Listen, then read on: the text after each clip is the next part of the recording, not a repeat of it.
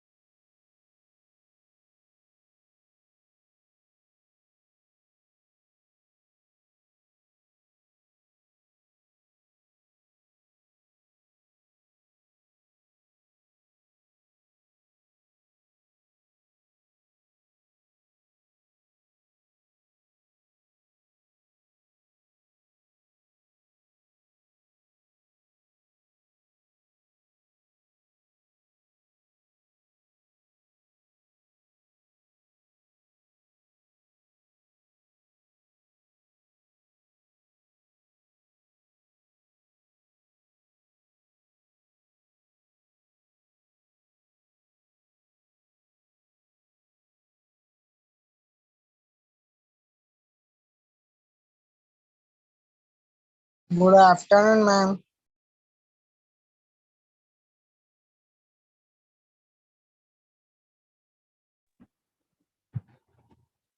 Good afternoon बेटा।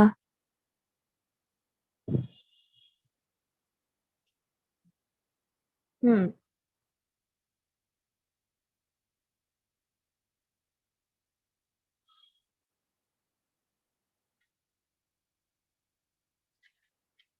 अच्छा। तो हम स्टार्ट करते हैं आज का ये चैप्टर जो रिलेटेड है ऐसे डिजीज पर जो होते हैं जेनेटिक डिसऑर्डर। क्या होते हैं? जेनेटिक डिसऑर्डर में। ठीक है। जेनेटिक डिसऑर्डर के अगर हम देखें इसमें, तो जेनेटिक डिसऑर्डर कौन कौन से होते हैं? फर्स्ट है हीमोफीलिया। नाम से ही रिलेटेड है हीमोफीलिया। हीमोफीलिया होता कैसे है? हीमोफीलिया का मतलब है, हीम मतलब खून या ब्लड, और फीलिया मतलब ब्लड में मिलने वाली एबनॉर्मलिटीज। Haem, haemophilia. ठीक है। अगर आप डिवाइड करते हैं, H for haem, haem for blood, ये एक ब्लड डिजीज को शो करती है, हीमोफीलिया। और उसके बाद है inheritance of hemophilia in the pregnancy of normal male and carrier female। इसमें होता क्या है कि the bleeder disease or a hemophilia is a human is restricted to males only। ये किस में ज्यादा होता है? मेल्स में। और because it is the caused by the recessive gene which is located on X chromosomes in a hemophilic human, the blood falls to clot when exposed to air, and even a small skin injury result in continuous bleeding and can lead to death also due to loss of blood। इसमें होता क्या है, जैसे आपको कहीं पर चोट लग जाएगी या कहीं पर आपका एक्सीडेंट हो जाएगा, तो वो ब्लड क्या करता है? क्लॉटिंग नहीं करता है। वो ब्लड क्या करेगा? क्लॉटिंग नाम मात्र नहीं करेगा, बिल्कुल एब्सेंट रहेगा क्लॉटिंग। ठीक है। अब क्लॉटिंग नहीं होगा यानी कि उसमें जो फाइब्रस रहेंगे, वो प्रोटीन्स रहेंगे जो उसको कलेक्ट करते हैं ब्लड को, वो नहीं होगा, तो वो हो जाता है हीमोफीलिया। और हीमोफीलिया के अकॉर्डिंग लॉस ऑफ ब्लड जो होते हैं, यानी कि लॉट्स ऑफ ब्लड जो होते हैं एक्सेस अमाउंट में हमारे बह जाते हैं। ठीक है। तो मेल्स में ऐसा होता है, ज्यादातर मेल्स में ऐसा चीज देखा जाता है। Some hemophilic males, however, do not inherit this disease, but the daughter who are carried transmit the disease to their sons. So this is again an example of crisscross inheritance। crisscross inheritance क्या होगा? ठीक है। तो देखो, normal female है और haemophilic mail है। Normal mail है और हीमोफिलिक मेल है। अब नॉर्मल फीमेल और हीमोफिलिक मेल में क्या क्रिस क्रॉस इनहेरिटेंस होता है? फर्स्ट जो होगा, जैसे कि आप देख रहे हो कि इनके जो एग्स होंगे, फीमेल के जो एग्स होंगे, और हीमोफिलिक जो मेल होगा, वो हीमोफिलिक कैसा दिखाई देता है? ये देखो, इसके गैमेट्स इस टाइप के होंगे, और एक का जो स्पर्म्स रहेगा वो सीधा रहेगा, मतलब कि वो नॉर्मल रहेगा।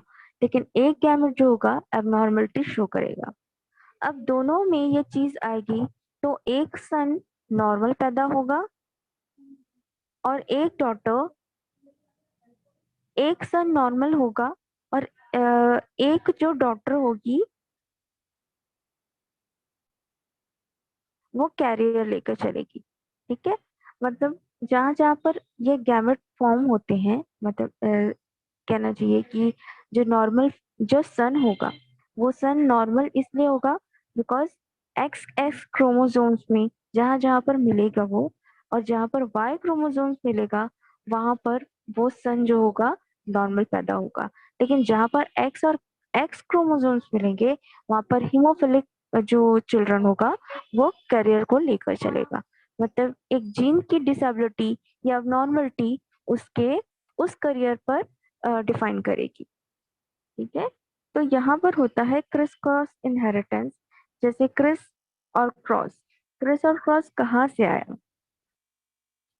Thus, the 50% of sons are hemophilic and 50% of daughters are carrier who do not manifest the disease. Therefore, gene carried by the X chromosomes of the father can never be transmitted to the son. From daughter, it is the transmitted to the daughter, the son of the grandparent to grandson. In other words, it can be said that character governed by the X-linked gene is transmitted to sex to opposite sex in the one generation to another generation. ठीक है, मतलब कि ये generation to generation ये फैलता जाएगा। अब next आते हैं कि हीमोफिलिक जो प्रेगनेंसी रहेगी वो नॉर्मल मेल और करियर फीमेल में कैसी होगी। ठीक है, कैसे होगी। अगर हम कैरियर फीमेल को देखें, मतलब जिस तरह से एक डॉटर को हो गया, मान लो कि किसी डॉटर को हो गया एक हीमोफिलिक फादर से, तो वो जो करियर लेते हुए जो डॉटर है वो जब उसकी शादी होगी तो एक नॉर्मल मेल से अगर उसकी शादी होती है तब वो कैसा उसका वो क्रिस क्रॉस इनहेरिटेंस होगा, कैसा उसका जनरेशन होगा। एक करियर फीमेल का नॉर्मल मेल से शादी होने पर जो उसके ऑफस्प्रिंग आएंगे वो होंगे, डॉटर आएगी नॉर्मल। ठीक है, डॉटर नॉर्मल होगी, सन भी नॉर्मल होगा, एक डॉटर करियर लेकर आएगी और सन जो होगा एक हिमोफिलिक होगा। ठीक है,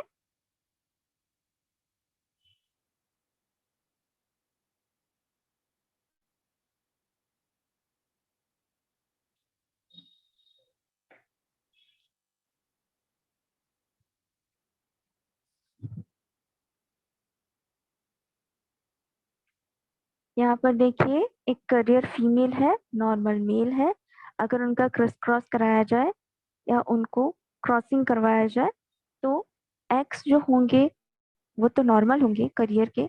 उसके बाद जो नॉर्मल मेल होगा वो एक गैमेट और एक स्पर्म्स के साथ होगा, बट इनके जो क्रॉसिंग होंगे वो डॉटर को एक डॉटर को कैरियर बनाएंगे, एक डॉटर को नॉर्मल, एक सन नॉर्मल होगा और एक सन हिमोफिलिक होगा।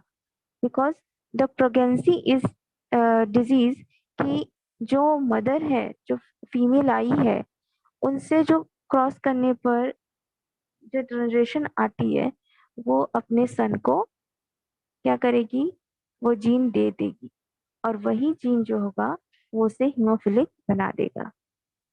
ठीक है, मतलब अपने फादर से उसने पहले हीमोफिलिक वो जनरेशन लाया, हीमोफिलिक डिजीज लाया और फिर वो अपने सन को दे देती है, क्योंकि मोस्ट मोस्ट ऑफ द सन ये इस करियर को लेकर चलते हैं। क्योंकि एक हीमोफिलिक जो मदर होती है, ये हीमोफिलिक गर्ल्स होती है, वो इतने ज्यादा एडवांटेज लेकर चलती है कि उनके अंदर वो चीज जो है आगे जाकर भी नॉर्मल रहती है। अब देखिए यहाँ पर आता है प्रोटेनोपिया एंड ड्यूरेनोपिया। जैसे हॉर्नर ने बताया था वो है inheritance of haemophilic in the pregnancy of carrier female and haemophilic male. In case यहाँ पर जो सन है जब इसकी शादी होती है तो एक नॉर्मल फीमेल और हीमोफिलिक मेल की शादी होने पर कैसे ऑफस्प्रिंग आएंगे। ठीक है, कैसे ऑफस्प्रिंग यहाँ पर आते हैं। देखिए ध्यान से देखिए, एक नॉर्मल फीमेल और एक हीमोफिलिक मेल की शादी होने पर इनके ऑफस्प्रिंग कैसे होंगे।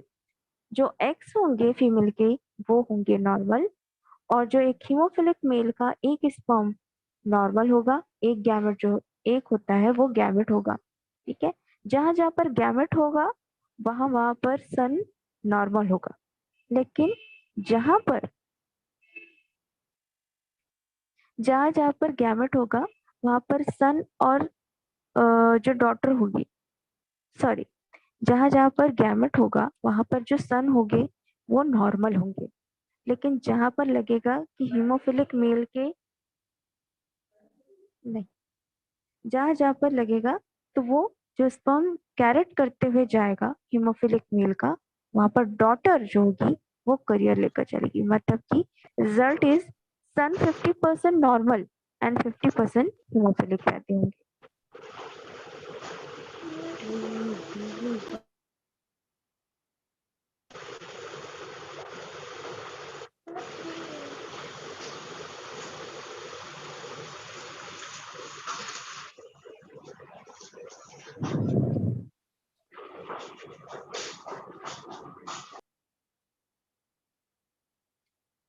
ठीक है,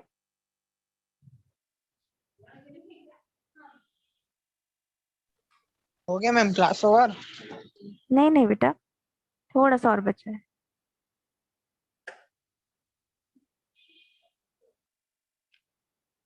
अब यहाँ पर ध्यान से देखो, एक चीज और दिखाई दे रही है आपको, कलर ब्लाइंडनेस। कलर ब्लाइंडनेस कौन से मेल में आता है, या सिर्फ मेल में आता है या फिर सिर्फ फीमेल में?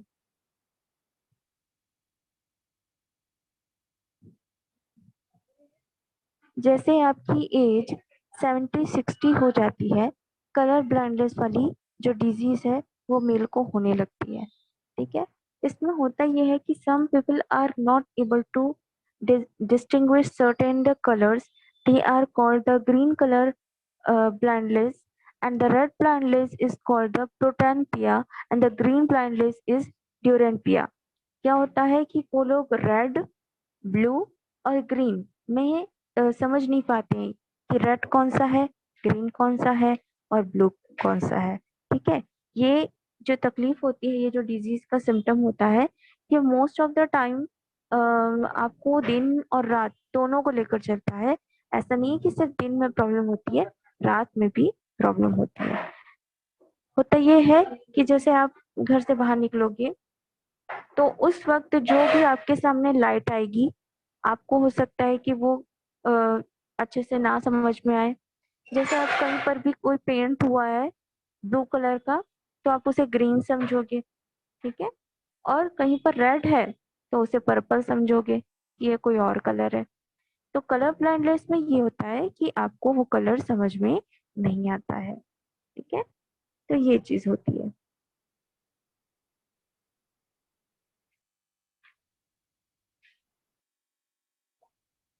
ठीक है बेटा, आज की क्लास इतनी ही।